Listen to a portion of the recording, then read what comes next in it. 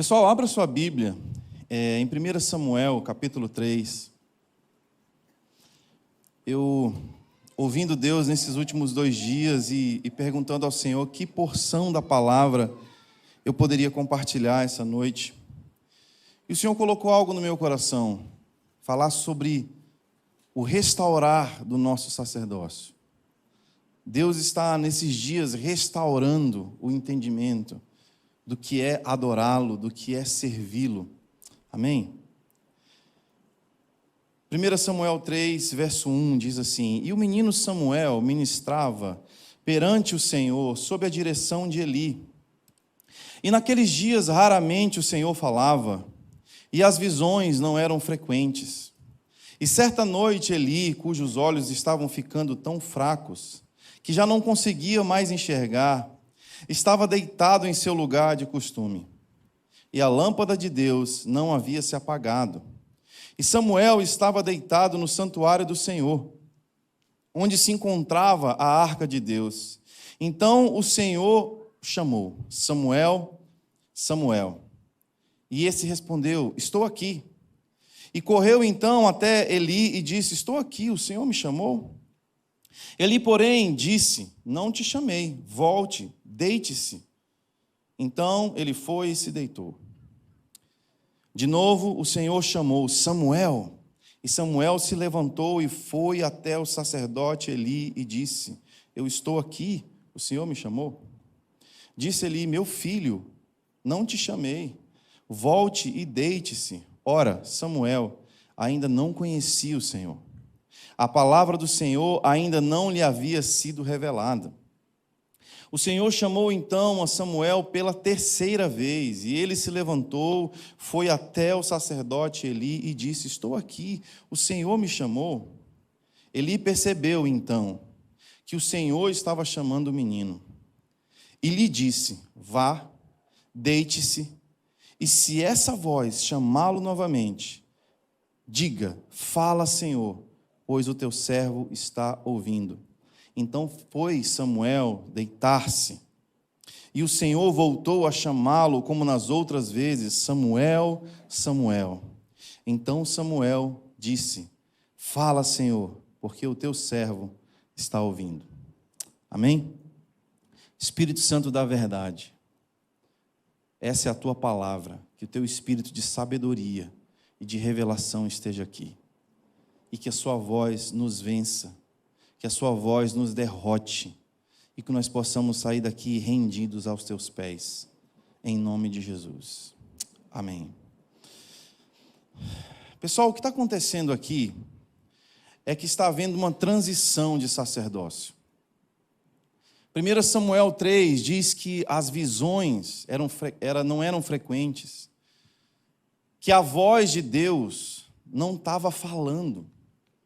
Existia um silêncio profético, existia falta de visão. E por que ninguém ouvia Deus e por que ninguém percebia o que Deus queria fazer? Não é porque Deus estava de férias, nem porque ele estava cansado, mas na verdade é porque aqueles que deveriam estar conectados com Deus estavam totalmente desconectados. O Eli era cúmplice do pecado dos seus filhos. Os seus filhos pecavam no templo de Deus, no templo santo de Deus, o lugar onde Deus deveria ser adorado. Eles estavam levando prostitutas para lá. Eles estavam roubando das ofertas. Eles pegavam o sacrifício que o povo trazia e, ao invés de eles oferecerem para Deus, eles escolhiam a melhor parte e ficavam para eles. E o Eli não teve pulso com seus filhos. O Eli, ele foi se acostumando com aquela situação. E talvez o coração dele disse: vou me acostumar e vou ficar levando até que Deus levante um outro sacerdote, afinal de contas, eu sou da linhagem sacerdotal e eu tenho que ficar aqui. Não é que Deus não queria falar, não é que Deus não queria se revelar, mas os sacerdotes estavam corrompidos. Os sacerdotes estavam desconectados.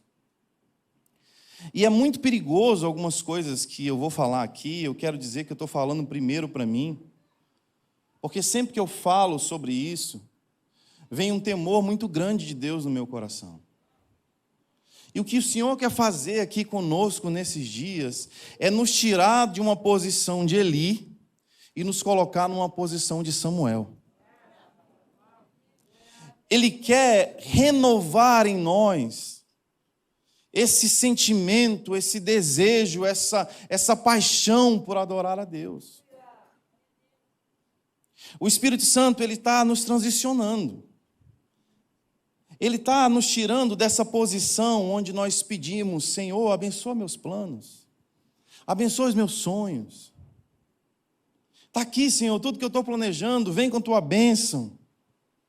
E Ele está nos levando para um lugar em que a gente inverte a ordem dessa oração e a gente começa a dizer: Senhor, eu estou deixando meus planos para trás, estou deixando meus sonhos para trás, eu estou deixando tudo que eu estou planejando para trás e eu quero saber o que o Senhor está fazendo, me envolve nisso.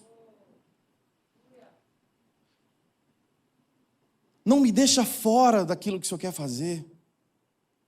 Por favor, Senhor, me coloca lá. Deus estava se movendo, mas porque os sacerdotes estavam dormindo no seu pecado, na sua preguiça. Eles não perceberam que a glória de Deus estava saindo do palácio.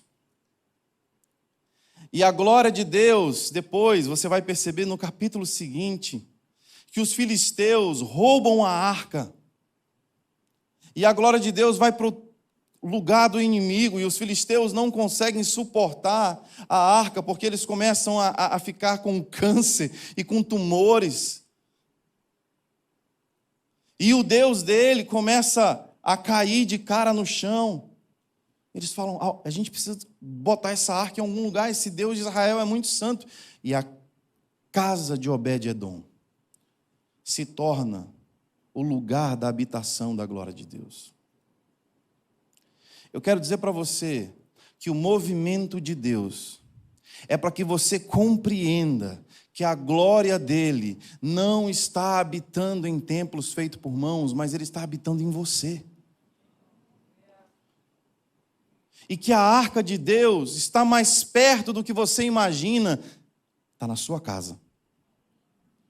Deus quer levantar uma geração de Obed-Edom, de gente que na sala da sua casa está entronizando Deus, está levantando incenso a Deus. Eu acredito que nós ainda estamos nessa estação. A pandemia mostrou uma estação. Veio um grande evento que lotou 3 estádios no nosso país. E os profetas bradavam: eu estou enviando vocês. Brasil. Para onde Deus nos enviou? Para as nossas casas. A glória de Deus desejou habitar na sala das nossas casas. Irmãos, Deus quebrou a minha agenda, Deus quebrou os meus planos, Deus quebrou as coisas que eu tinha colocado como metas. E o Senhor me fez redescobrir o prazer de adorar a Deus junto com a minha família na sala da minha casa. E nós não podemos ser esses sacerdotes que esperamos uma conferência, esperamos um culto, esperamos um ajuntamento para liberar incenso a Deus. O Senhor quer expandir a nossa visão sobre isso. A Bíblia diz, primeira coisa, Eli, cujos olhos já não conseguiam enxergar. Primeira coisa que eu quero falar hoje. É uma visão limitada. Não consegue acompanhar o que Deus está fazendo. Eu não consigo ver o que meu pai está fazendo. Você lembra em João 5? Quando Jesus chega perto de um cara que há 38 anos estava enfermo, estava aleijado, e tinha uma desorganização naquele lugar. O anjo descia e tocava naquelas águas. Não tinha misericórdia se eles tivessem feito uma fila, se eles tivessem, não é possível que em 38 anos aquele homem não pudesse ter sido curado. Jesus vai até ele. E aí o que está rolando? Ele disse, tem 38 anos que eu estou aqui e ninguém se compadece de mim, ninguém me ajuda, ninguém me coloca nesse lugar de cura. Jesus diz para ele, levanta-te e anda. Aquele homem começa a carregar a sua maca, pulando, cantando, dançando. O que os sacerdotes caídos enxergam? Apenas a quebra da lei. Por que você está carregando a sua maca nesse dia? Hoje é sábado, esse dia é santo. Espera aí, vocês não estão vendo que eu fui curado? Vocês não estão vendo que eu fui liberto? Vocês não estão vendo a minha alegria? Quando eles vão confrontar Jesus. Por que você curou esse homem no sábado? Ele disse, meu pai queria fazer isso. Os meus olhos conseguem enxergar o que meu pai está fazendo. Eu vi ele fazendo e eu repeti. O Senhor quer abrir os nossos olhos, como filhos e filhas que enxergam o movimento de Deus. Não precisa que alguém te conte, porque você está vendo, você está enxergando, você está se movendo com o Senhor. Enquanto aqueles sacerdotes, aqueles doutores da lei se moviam pela religião, Jesus estava se movendo, repetindo as coisas que seu pai estava fazendo. E a Bíblia diz que aquilo que faz com que os nossos olhos espirituais sejam enfraquecidos é justamente esse costume com o pecado. A gente começa a achar as coisas normais e tem pessoas que ficam nutrindo por anos, por meses, até por décadas, pecados de estimação. E a Bíblia diz em Hebreus 12, 14, esforcem-se para viver em paz uns com os outros e para serem santos, pois sem a santidade ninguém verá o Senhor. O sacerdote perdeu a sua santidade. Ele se acostumou com o pecado no meio da sua casa, no meio da sua família, e os seus olhos foram enfraquecendo até o ponto dele não mais enxergar o que Deus queria fazer. Nós estamos, gente, numa geração que ela está tão profana, e as redes sociais estão esticando a corda de uma maneira tão grande, que quando você se compara com algumas pessoas, você até se acha muito bem, porque, cara, o negócio está tão difícil, está tão punk. Mas qual é o nosso parâmetro de santidade? É o artista? É a pessoa que você segue? Você precisa olhar para Jesus. A sua comparação deve ser com Ele. E todos os dias Ele vai mostrar para você aquilo que você precisa crescer, aquilo que você precisa evoluir. Mas não, a gente se acostuma como Eli. E essas conferências, elas vêm para chacoalhar, elas vêm para nos mostrar um pouco mais da glória de Deus. E quando nós enxergamos a glória de Deus nos mostra onde nós estamos errando. Em Isaías, capítulo 6, nós estamos vendo um profeta íntegro, um profeta que aponta o dedo com autoridade, dizendo, ai de ti, Israel, muda a sua vida. E de repente Deus convida ele, vem aqui, Isaías. Deixa eu te mostrar a minha glória. Me contempla, Isaías. E a Bíblia diz que ele começa a ver os anjos cantando, proclamando uns aos outros, santo, santo, santo. Ele começa a ver a glória de Deus. E Isaías começa a descrever que ele enxerga a aba das vestes do Senhor enchendo todo o templo, e fumaça, e como relâmpagos e trovões a voz daqueles anjos. E de repente, por contemplar a glória de Deus, ele diz assim: ai de mim,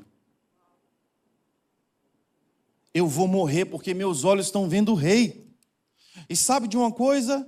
Eu tenho lábios impuros e eu sou igualzinho o povo que eu estou condenando. Eu habito no meio de um povo que tem lábios impuros e o meu lábio está impuro também.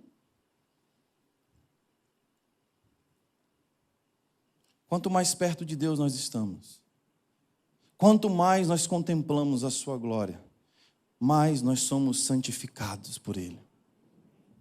Não somos nós que nos santificamos.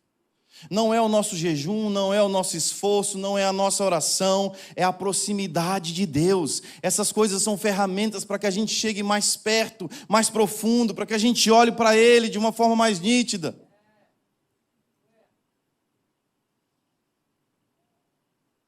Quem está comigo aqui? E a Bíblia diz que o anjo vai, pega uma brasa de fogo, toca nos lábios daquele profeta. E sabe o que acontece depois da santificação? Os ouvidos espirituais de Isaías começam a se abrir, os olhos dele começam a se abrir para ver coisas novas, coisas grandes e profundas que ele ainda não sabia. Isaías, ele muda a sua postura. Antes ele é um profeta que apenas corrige as pessoas, mas agora o próximo capítulo é dizer: um menino nos nasceu, sim, um filho se nos deu, e o seu nome será chamado Maravilhoso, Conselheiro, Deus Forte, Príncipe da Paz, Paz da Eternidade. Isaías começa a profetizar sobre o nascimento do Messias, sobre a cruz, sobre o fim dos tempos. Se você quer entender sobre a volta de Jesus, você vai em Isaías, e antes mesmo, milhares de anos antes do nascimento de Jesus, ele já estava profetizando sobre a volta. Sabe o que é isso? Um sacerdote que está próximo do trono de Deus, sendo tocado, permitindo que Deus o transforme, permitindo que Deus faça com que ele suba de nível. Deus quer te promover. Deus quer que você suba um degrau. Deus quer que você veja coisas na sua jornada com Ele que você ainda não viu. Quantos de nós estamos cansados e dizendo: será que o Evangelho é só isso? Será que eu já vi tudo? Será que é essa vida de vir para a igreja, de ir para uma célula, de ir e voltar? É isso, é isso? E Deus está dizendo: buscar-me-eis e me encontrareis, quando me buscardes de todo o vosso coração. Clama a mim, eu vou te responder e vou te anunciar coisas grandes e ocultas, que ainda não conheces. Nós vamos precisar de uma eternidade inteira contemplando a face de Jesus para conhecer a Jesus. Mas se nós nos acostumamos com o nosso pecado, se nós nos acostumamos com esse estilo de vida raso, a Bíblia diz que Eli estava deitado no seu lugar de costume. O lugar de costume é um lugar perigoso. Você pode repetir comigo: o lugar de costume é um lugar perigoso. Fala mais alto: o lugar de costume é um lugar perigoso. É quando eu me conformo, é quando eu me assento, e é quando eu digo: estou satisfeito. Está bom assim. Meu estilo de vida está legal. Para que orar tanto? Para que jejuar tanto? Para que continuar estudando tanto a Bíblia? Para que meditar tanto? Para que adorar tanto? A Bíblia diz que o sacerdote Eli estava na sua cama confortável.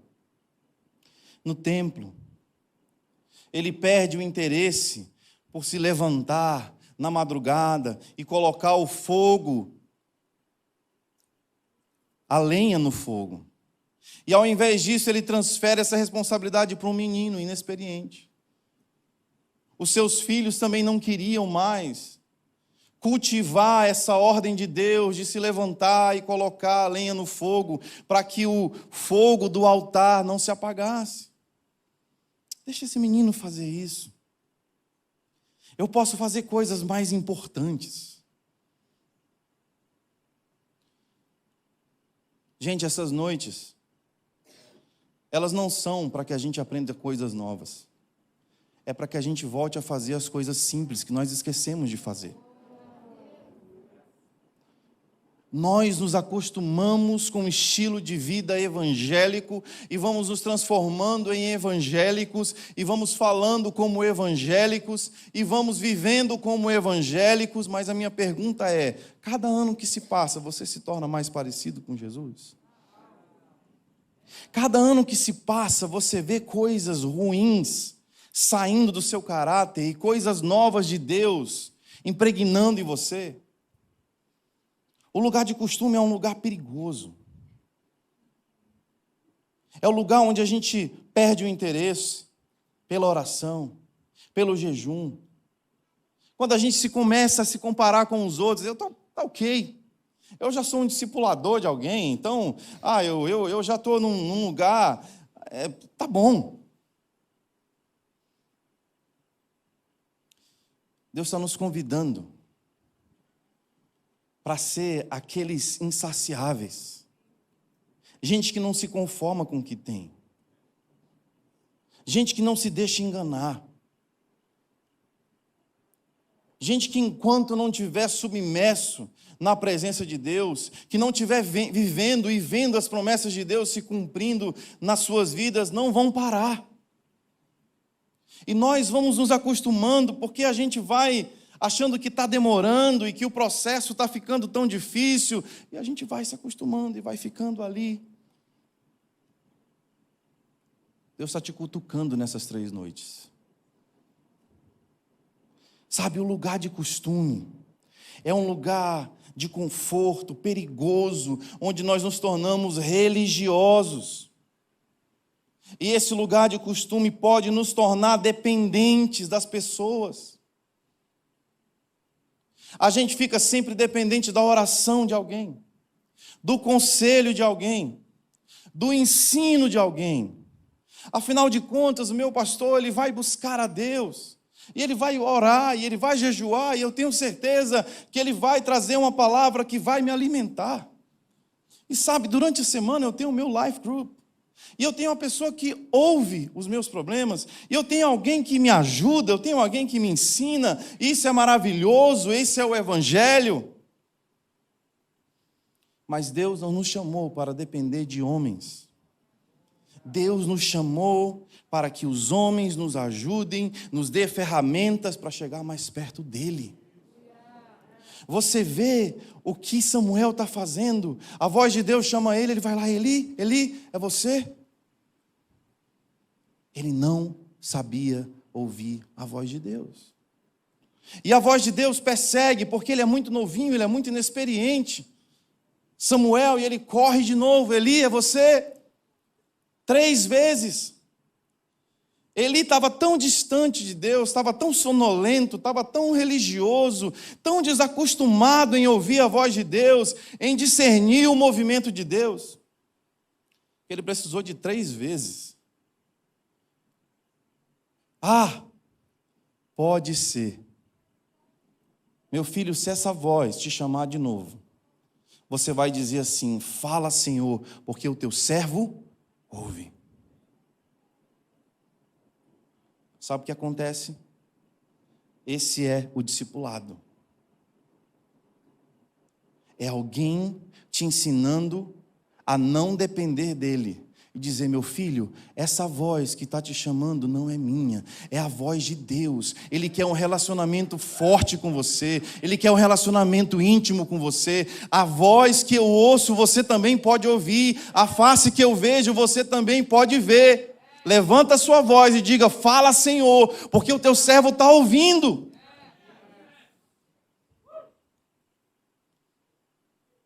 Saia do lugar do costume. Saia desse lugar de sempre depender de alguém. Sabe o que acontece com o lugar de costume também?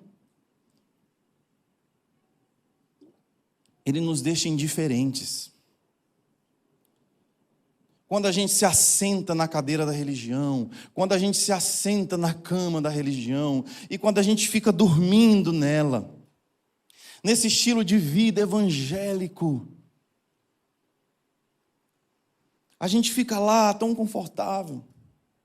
E muitas vezes os problemas das pessoas estão ali ao nosso redor e a gente não consegue enxergar que Deus quer nos usar para ser uma resposta para alguém. Afinal de contas, quando eu estou sentado, deitado, dormindo, dá muito trabalho cuidar das pessoas. Dá muito trabalho eu sair da minha rotina para cuidar de alguém. Dá muito trabalho fazer algo para alguém. Deixa eu viver algo aqui, tá bom. Esse evangelho onde eu posso receber, onde eu posso ficar aqui, e as pessoas orando por mim, e esse templo gostoso, confortável, ar-condicionado geladinho. Deixa eu ficar nesse lugar confortável. E o Espírito Santo está dizendo, existe um lugar mais profundo. Existe algo mais profundo. E nós precisamos sair do nosso lugar de conforto. Sacerdotes não querem um lugar de conforto. Sacerdotes preferem um lugar desconfortável com a presença de Deus do que um lugar confortável onde Deus não está. Um dia Deus me fez essa pergunta. Nós estávamos tão confortáveis em Florianópolis. Uma casa boa, grande, um jardim, um pé de mamão papaya. Parece até música sertaneja, eu gosto disso, né? Uma casa grande, um jardim, um pé de mamão papaya. Oh, ia, ia, lá vai nós pra praia. Aquele pôr do sol, aquela coisa linda. Aquela família feliz, passeando no final de tarde.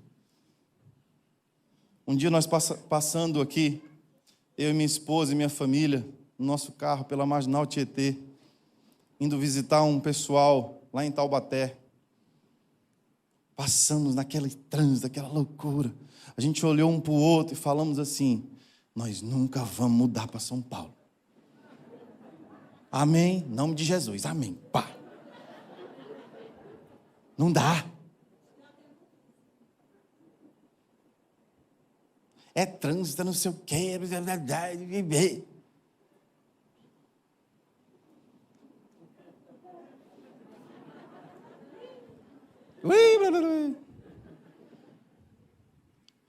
Por quê? Porque nós queremos o conforto. Nós queremos o conforto. Nós estamos numa geração, eu não quero criticar ninguém, mas nós estamos numa geração que Deus está me chamando. Tchau, estou indo para Orlando, estou indo para Miami, estou indo para Dallas. Não estou criticando ninguém. Se Deus me chamar, eu vou também.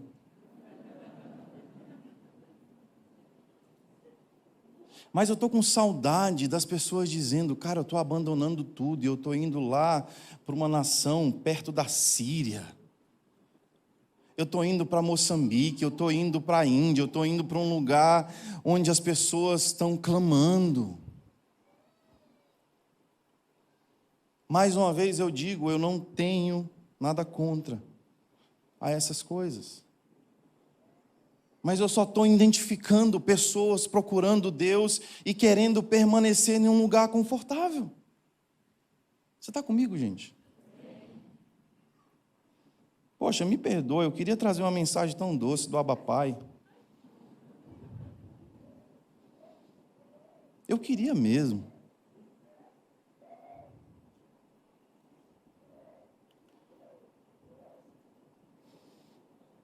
O costume, a religiosidade faz com que a gente viva um evangelho que é só para nós.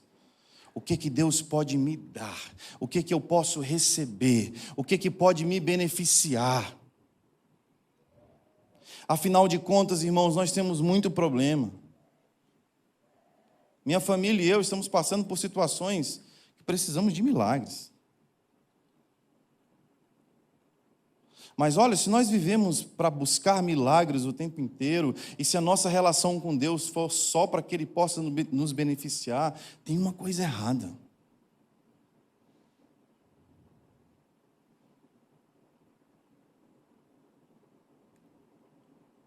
Quando eu recebi o diagnóstico de paralisia cerebral da minha filha, há 8 anos e meio atrás, mais ou menos, eu comecei a pesquisar todas as técnicas de fisioterapia que pudessem ajudá-la. Eu não conseguia dormir, eu virava noites no YouTube pesquisando o que há de melhor, o que eu posso fazer. Eu não aceitava aquele diagnóstico, eu não aceitava. Eu orava, eu jejuava, eu raspei minha cabeça, eu comecei a buscar a Deus e orar por cura. E onde eu sabia que tinha alguém com dom de cura em algum lugar, eu pegava minha família e ia até lá. Depois eu pegava minha família e ia para outro lugar e eu colocava minha filha no colo de pessoas que já oraram por pessoas mortas. E elas ressuscitaram. E eu fiz de tudo. E aquele problema foi me consumindo, e aquela ansiedade, e aquela luta constante. Descobri uma técnica de fisioterapia, inventada nos Estados Unidos. Comecei a orar e buscar e conversar com a minha esposa. E começamos a planejar, Senhor, nos manda para lá, nos dá o recurso para a gente morar lá, e essa pessoa que inventou essa técnica poder cuidar da nossa filha. Senhor, faz isso, nos ajuda. Aí eu chego com minha filha na APAE da nossa cidade, segurando ela no colo, e eu falo isso assim, de peito aberto. Eu já tinha ido ali, naquela clínica, tantas vezes com meu irmão, que é fisioterapeuta. Tantas vezes que eu ajudei ele a cuidar de alguma criança com paralisia cerebral. Eu nunca imaginei que eu chegaria um dia ali com a minha filha no colo. E eu lembro que eu me sentei no meio-fio e eu chorava copiosamente. Eu não aceitava que aquilo estava acontecendo. E aí chamaram o nome da Laila. E quando chamaram o nome da Laila, eu entrei numa sala. E aquele dia mudou a minha vida. Porque quando eu entrei naquela sala, eu vi 2 meninas lindas, gêmeas, as 2 com paralisia cerebral. E uma mãe, sozinha, cuidando das 2, e um garotinho pequeno de uns 3 anos correndo de um lado para o outro, filho dela também. E eu olhei para aquilo e disse, uau, meu desafio multiplicado por 2. Eu comecei a acompanhar aquela senhora com os meus olhos, ela entrando num carro, sem ar-condicionado, aquelas crianças suando, transpirando, uma dificuldade. O marido tinha abandonado ela, não aguentou a pressão da paralisia cerebral. E naquele dia Deus disse, você está muito confortável, a ponto de achar que o seu problema é o pior problema do universo. Tem pessoas, Daniel, que você pode atingir com o evangelho. Sai desse lugar da autocomiseração, sai desse lugar onde você está colocando o evangelho em benefício próprio. Vocês estão comigo aqui, gente? E depois daquela cena, Deus me fez um desafio. E se ao invés de eu prover tudo que você precisa para mudar com sua família para outra nação, por que você não traz isso para cá? Por que você não traz isso para o interior do Maranhão? Irmãos, parecia loucura, mas a gente que precisava tanto de recursos, nós começamos a ajudar outras crianças. Nós começamos a exportar dos Estados Unidos equipamento. Nós começamos a trazer pessoas de Florianópolis, onde a gente tinha recebido um tratamento tão especial, lá para o interior do Maranhão. E na nossa casa nós montamos uma sala de fisioterapia, com tatame, com espelho, com ar-condicionado.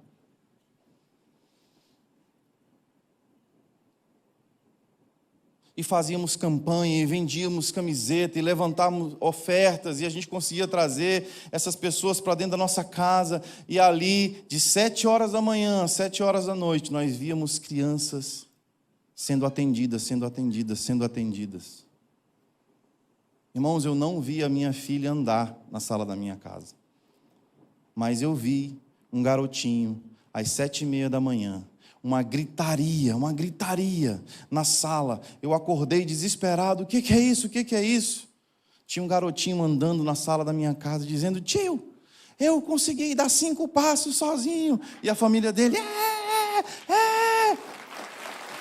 gritando.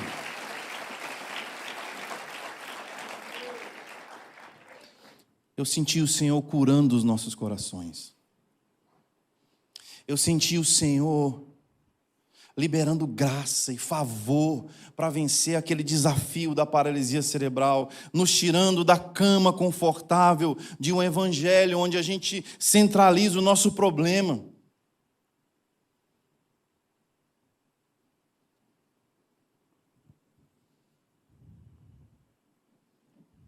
Deus me deu uma palavra. Jesus descansando na tempestade. E a Bíblia diz que os seus discípulos o acordam, desesperados, dizendo: Jesus, tem misericórdia de nós, não vamos morrer. E Jesus vai lá e acalma a tempestade. E fica um trechinho escondido ali. Um verso que a gente passa desapercebido, que dizia assim: e muitos outros barcos seguiam a Jesus. E Jesus me fez uma pergunta: quando eu acalmei a tempestade do barco que eu estava com os discípulos, a tempestade se acalmou só naquele lugar que o barquinho estava? Ou você acha que todos os outros barcos que seguiam também tiveram um benefício? Eu falei: é claro, você acalmou a tempestade de todo mundo. E o Senhor disse: é isso que eu quero fazer através da sua família. Vocês estão enfrentando um problema difícil. E eu vou usar a Laila para acalmar a tempestade de tantas outras crianças, de tantas outras famílias. Eu não consigo testemunhar quantas vidas a minha filha abençoou. Quantas vidas a minha esposa, e com bazar, e com campanhas na internet, tantas pessoas foram abençoadas por causa de uma mudança de visão. E a religião vai dizer: cuide de você. O mundo vai dizer: foque em você.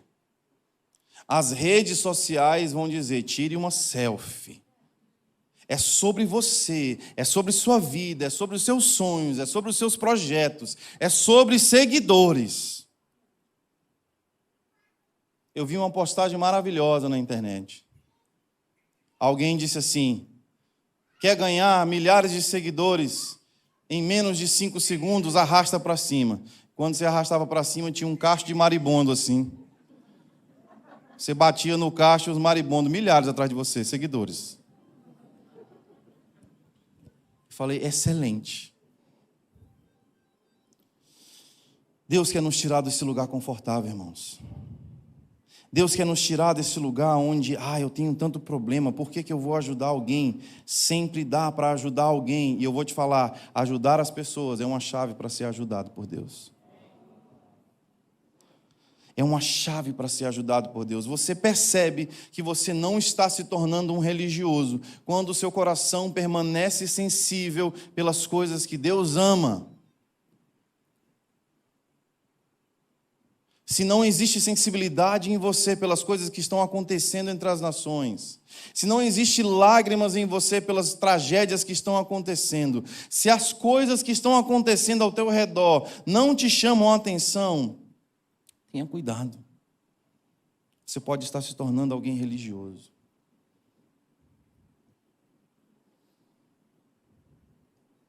Ontem eu falei rapidinho sobre o bom samaritano. Como Jesus gostaria de contar aquela história do bom samaritano de uma forma diferente. Passa um sacerdote vindo do templo ou indo para o templo, e ele enxerga uma pessoa que tinha sido quase assassinada por ladrões. E a Bíblia diz que ele está ali no caminho e ele passa para o outro lado, dizendo mais ou menos assim: cara, vou sujar minha roupa sacerdotal, vai dar muito trabalho, vai ser um problemão, eu vou me atrasar para colocar fogo lá no santo lugar. A Bíblia diz que depois passa um levita. E na nossa nação nós costumamos chamar aqueles que estão aqui na plataforma tocando, cantando, de levitas. E passa um levita e também faz a mesma coisa. Que é isso, mano? Preciso levar minha guitarra no luthier. Vou sair daqui. Vai dar trabalho demais. Deus vai levantar alguém para cuidar dessa pessoa. E a pessoa que se importa é alguém que nem evangélico era. Sabe uma coisa que me chama a atenção? Na nossa nação, a igreja evangélica está criticando tanto que os homossexuais adotem as crianças, órfãos. Mas sabe quais são a estatística de quem menos adota? Os evangélicos. E nós não podemos ser esse povo desconectado do que Deus está fazendo.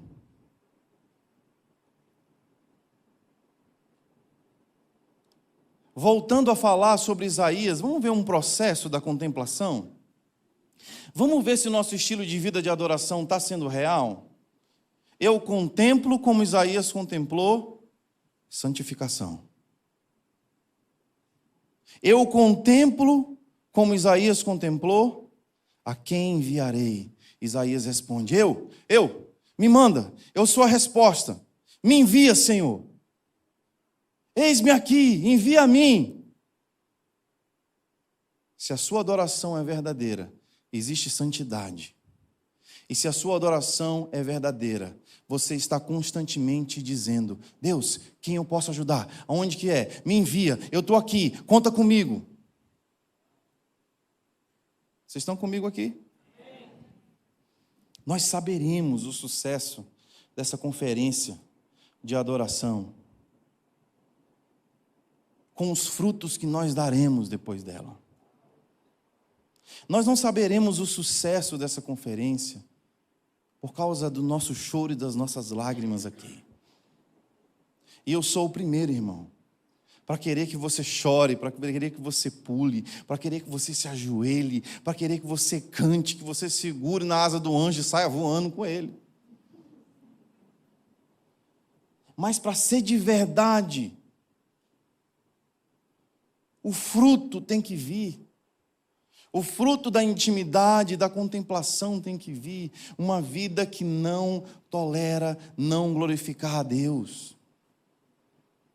Uma vida que não suporta, que não se acostuma com os padrões desse mundo. E uma vida que está sempre respondendo a Deus e dizendo: eis-me aqui, envia-me a mim. Vamos dar uma olhada para Samuel, para que eu possa ir para o final da mensagem. Enquanto Eli estava deitado no lugar de costume, Samuel estava deitado no templo. Não tem relatos que tinha uma cama ali no templo. Provavelmente uma esteira, provavelmente um lugar realmente desconfortável, até porque ele é um garoto, um aprendiz, um serviçal. E ele está ali, numa vida desconfortável, porém, num lugar muito favorável. E a Bíblia diz que ele está perto da arca de Deus, que simboliza a presença de Deus. E a Bíblia também diz que ele está mantendo o fogo aceso. É ele quem coloca um despertador e acorda e, opa, não posso deixar o fogo de Deus abaixar. Deixa eu colocar lenha nesse fogo. E por mais que ele seja um menino imaturo e um garoto que ainda não conhece a voz de Deus, ele está permanecendo no templo. Ele está persistindo na presença de Deus. E ele está colocando lenha nesse fogo. E ele está colocando lenha nesse fogo. Ele é inexperiente em discernir a voz de Deus, mas ele continua persistindo em ficar ali, na presença de Deus. E de repente, Deus começa a olhar para Samuel, e ele começa a dizer: finalmente eu achei alguém que vai conseguir ouvir a minha voz. E eu estou abandonando aquele sacerdote cheio de títulos, e eu prefiro caminhar com um garoto inexperiente que tem um coração queimando pela minha presença.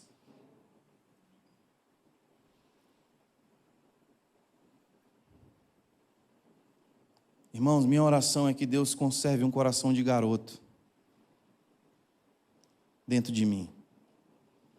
É que por mais que os anos passem, que eu nunca me acostume com a glória de Deus, que eu nunca me acostume em cantar mais uma canção, que eu nunca me acostume em falar mais uma mensagem, que eu nunca me acostume que dentro de mim, mesmo que eu esteja velho como Eli, gordinho como Eli, misericórdia, mas que dentro de mim existe um Samuel vibrando e dizendo: Deus, eu sou inexperiente, ainda tem mais, eu quero mais, eu não estou satisfeito, eu quero mais.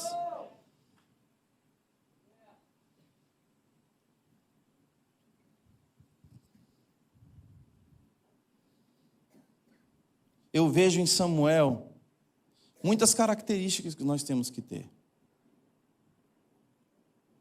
Eu gostaria que você fechasse os seus olhos um pouquinho e lembrasse de uma pessoa de Deus que você admira muito.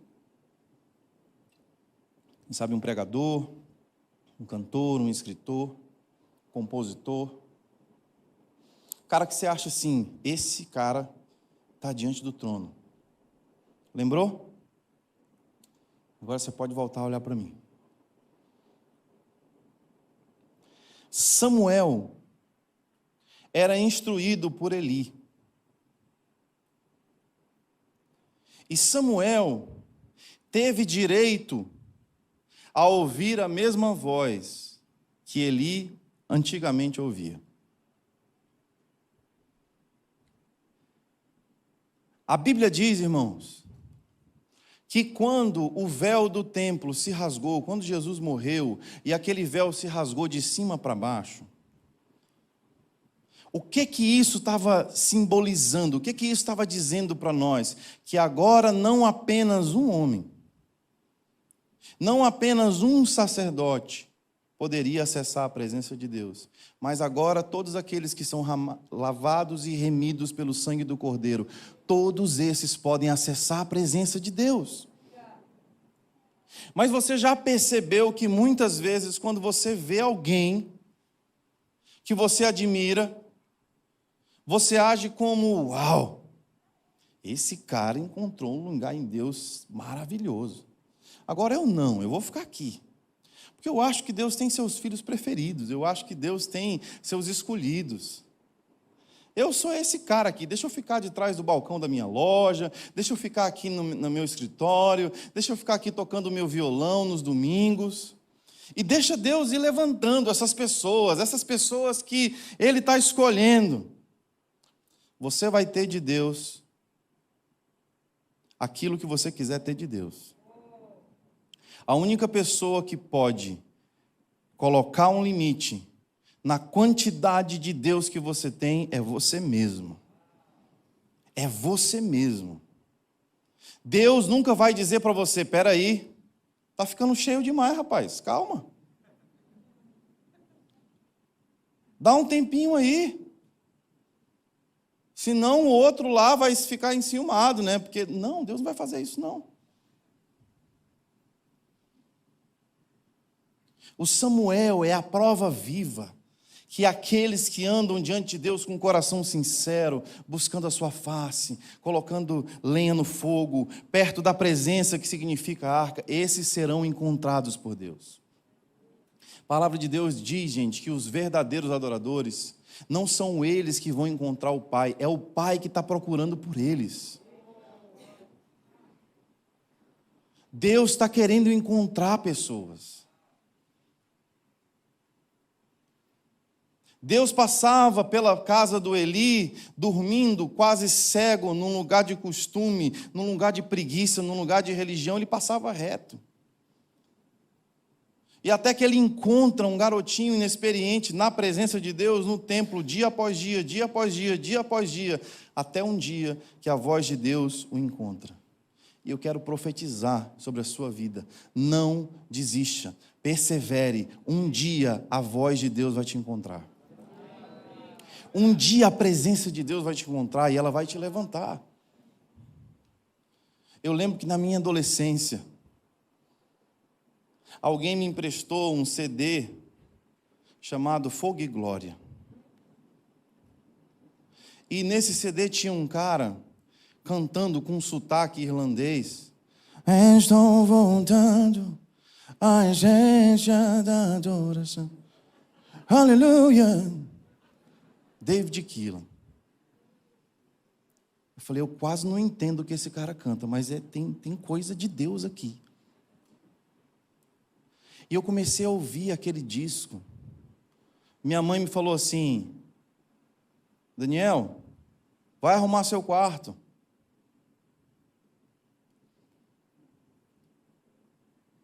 E eu lembro que por aqueles dias o David Keelan tinha ido lá com o Cirilo.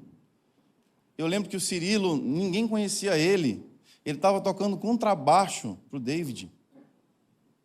E eu lembro que ele desceu de onde ele estava, ele começou a orar pelas pessoas, e uma das pessoas que ele soprou foi eu. Eu só me lembro depois que ele soprou, depois eu não lembro mais nada, eu estava no chão. Eu levantei, me emprestaram o CD, fui para casa. Coloquei lá o disco. Enquanto eu estava ouvindo aquela música diferente, aquele som diferente, eu comecei a orar e dizer, poxa Deus, como eu gostaria de encontrar isso que esse cara encontrou. Mas eu sei, Deus, que não dá.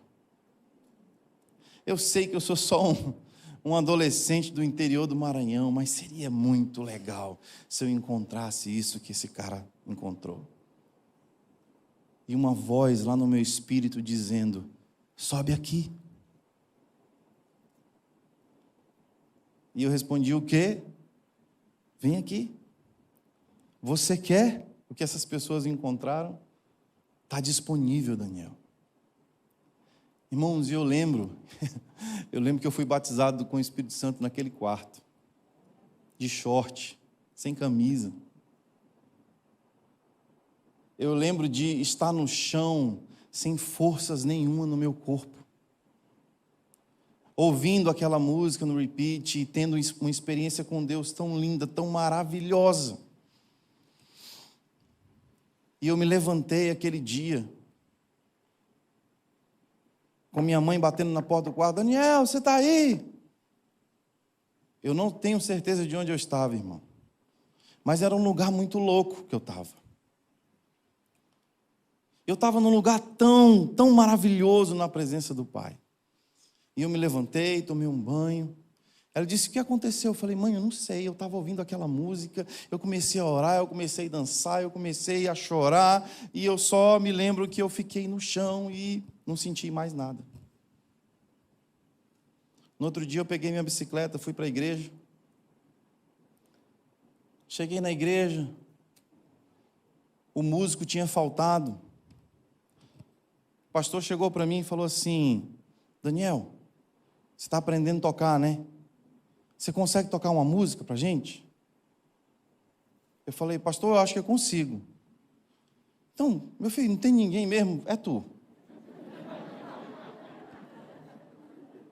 Eu falei, beleza, vamos lá.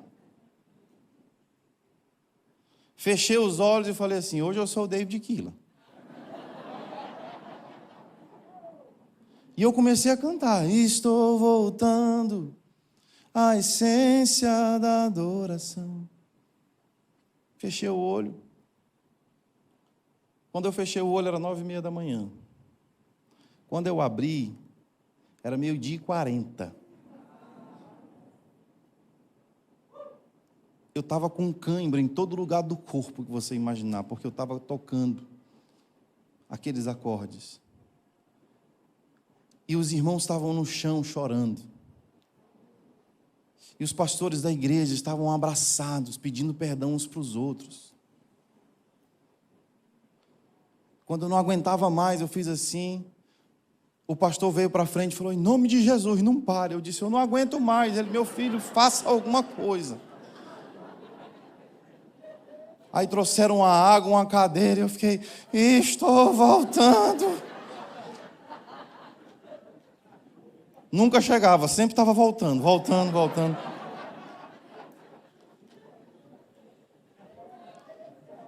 Irmãos, não, eu sabia até outra, mas eles não deixavam trocar. E subia um e orava, e subia outro e orava. Irmãos, aquele culto terminou perto das 3h da tarde. Eu voltei para casa só o bagaço. Em cima da bicicleta, cantando: estou voltando para a casa da minha mãe. Com a fome. Sentei lá, comi. Minha mãe falou: meu filho, o que foi que aconteceu? Você chegou aqui branco, pálido, todo suado. 3h30 da tarde, que culto foi esse? O que foi que aconteceu? Eu disse: mãe, o que aconteceu é que eu acho que Deus me deu o que o David Keelan tem. Eu tinha 16 anos de idade.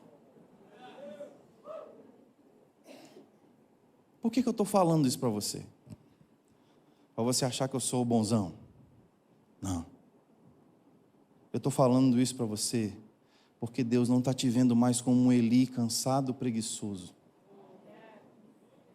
Deus sabe que dentro de você tem um Samuel, faminto, sedento, desejoso por Deus.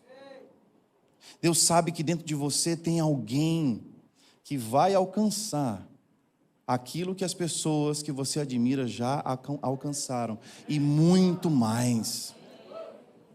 Irmãos, porque o nosso Jesus não é um Deus que guarda as coisas para Ele. Ele vira para aqueles discípulos e diz assim: tchau, obras maiores do que essa vocês farão.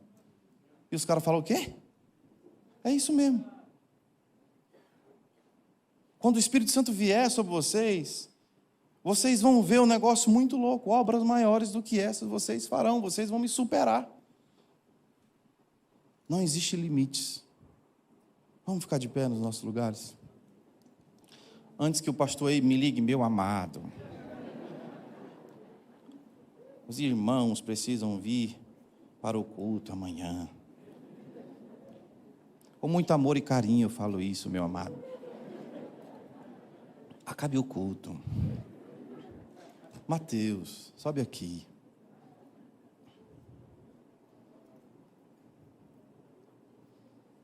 Feche aí os seus olhos. Deus se manifesta no poder, na gritaria.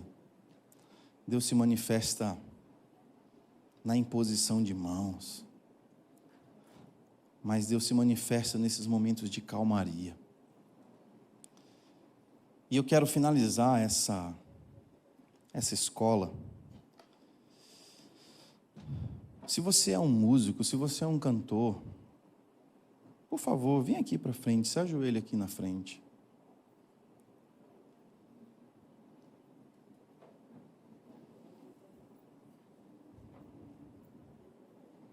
Se não der todo mundo aqui, não tem problema. Se ajoelhe onde você está, ou só levanta a sua mão. Tem músico que cantou pra caramba aqui. Você que está na sua casa, online, se você pudesse ajoelhar, faz isso também. Vai tocar essa essência? A essência? A essência da adoração.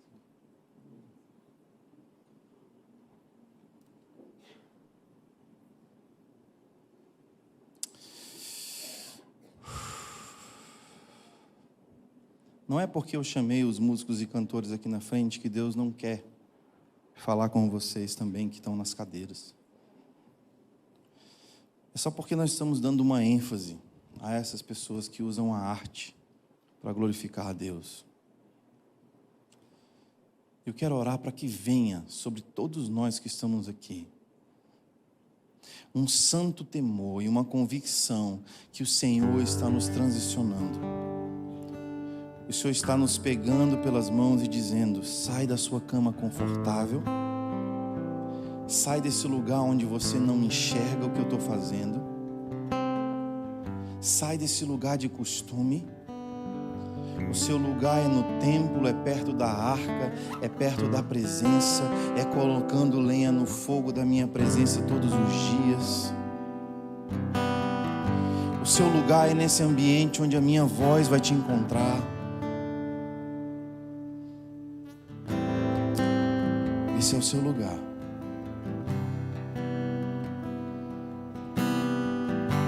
Estou voltando à essência da adoração. A essência és tu, a essência és tu. Oh, me perdoa.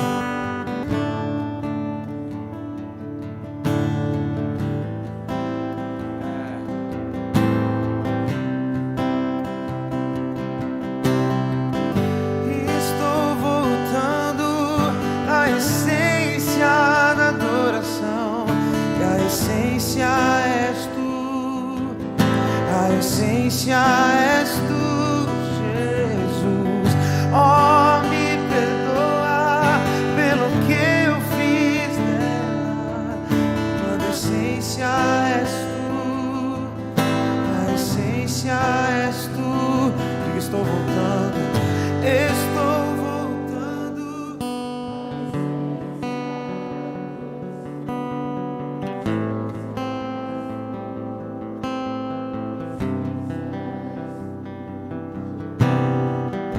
Oh, me perdoa pelo que eu fiz dela.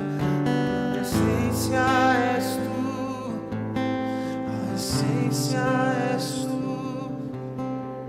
Senhor, nos perdoa, Senhor, por todas as vezes que nós esquecemos que é sobre Ti, por todas as vezes que nós nos conformamos em viver um estilo de vida onde nós somos o centro, onde as nossas necessidades são o centro. Nós saímos deste lugar, Senhor. A Tua presença abandonou o templo porque os sacerdotes estavam corrompidos. Nós não queremos ser esses sacerdotes corrompidos, mas nós estamos aqui clamando ao Senhor, nos arrependendo diante dos Teus pés, dizendo: nos tira de uma posição de Eli e nos coloca numa posição de Samuel. Em especial, Deus, eu oro por todos os músicos e cantores que estão aqui. E a minha oração é: deixe eles ouvirem um novo som, Senhor. Deixe eles ouvirem um novo som, Senhor. Como Samuel ouviu uma voz nova que ele nunca tinha ouvido antes e que mudou sua vida para sempre. Entrega para pessoas aqui hoje um novo som, Senhor, uma nova canção. Cantai ao Senhor um cântico novo. Essa é a nossa oração, Senhor. Eu oro para que agora o Teu fogo comece a tocar os corações que estão congelados pela religião. Eu oro, Deus, que agora mesmo o Teu Espírito comece a despertar aquela pessoa que há tanto tempo não chora, não ora, não busca. Aquela pessoa que antes, Senhor, nos seus primeiros dias, queimava pela Sua presença, Te buscava intensamente, mas que em algum momento na sua jornada ela deixou o fogo apagar. Sopra, Espírito Santo, sopra, Espírito Santo, nessa fagulha e faz essa fagulha se transformar numa chama que vai incendiar o coração, o espírito.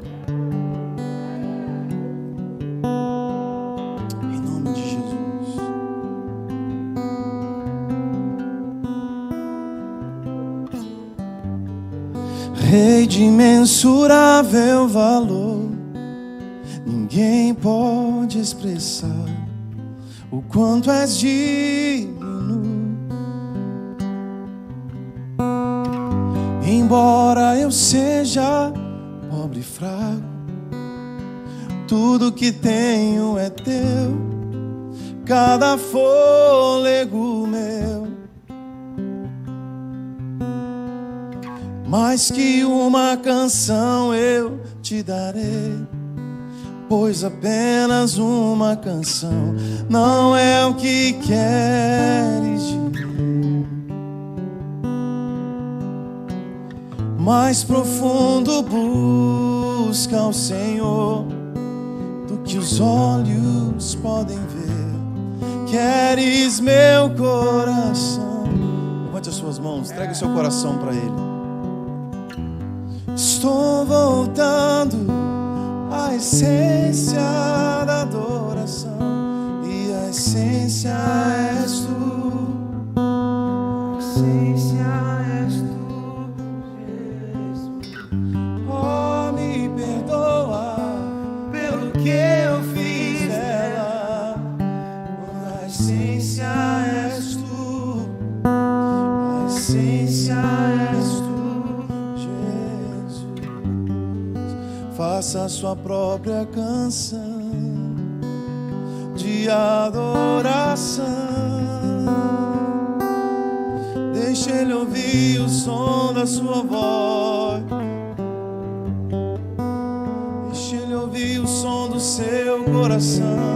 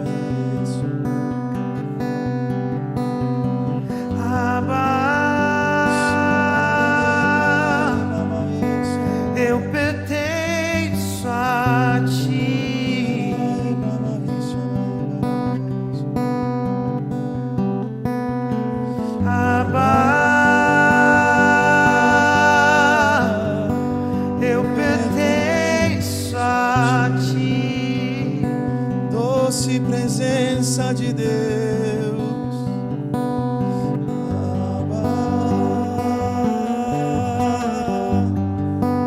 eu pertenço a ti.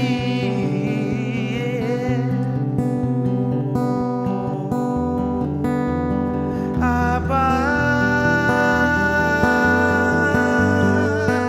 eu pertenço a ti.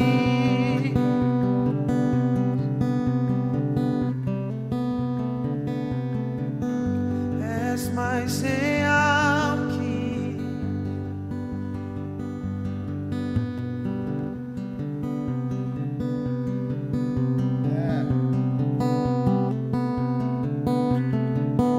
és mais real que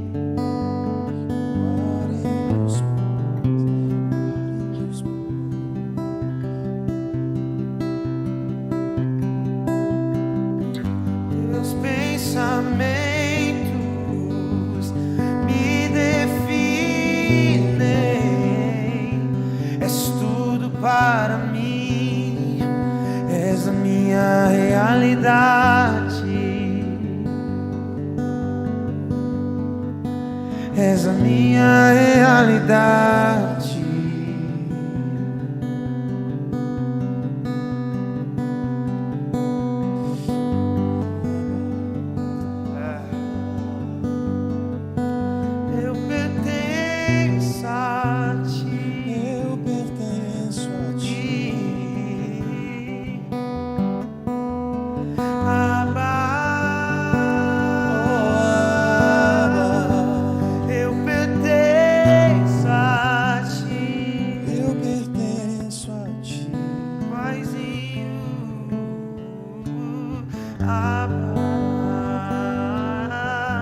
cantamos, renova em nós a alegria da salvação. Enquanto cantamos, renova em nós o sacerdócio, o porquê fazemos e para quem fazemos.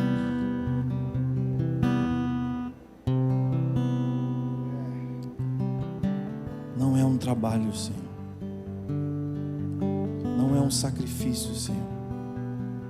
É um privilégio, Senhor. É um privilégio. Obrigado, Jesus, pela sua presença aqui. Obrigado, Jesus, pela sua presença aqui. Você pode agradecer ao Senhor por tudo que Ele tem feito. Obrigado, Jesus. Obrigado, Jesus.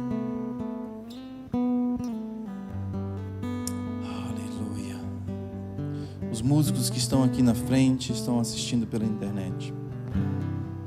No mês de abril nós vamos ter uma escola presencial de 4 dias, num sítio onde nós vamos mergulhar na glória de Deus. Então, fique ligado, as vagas são limitadas e quero muito ter você lá no mês de abril. Feriado de Tiradentes. Você que está em casa, permanece no grupo para que você possa receber em primeiro lugar essas informações. Amém? Você pode levantar as suas mãos, diga assim: obrigado, Jesus, por tudo que o Senhor fez, e que seja real. Eu quero frutificar desses dias de contemplação. Eu quero ser aquele que é transformado mais parecido contigo, e aquele que diz: eis-me aqui.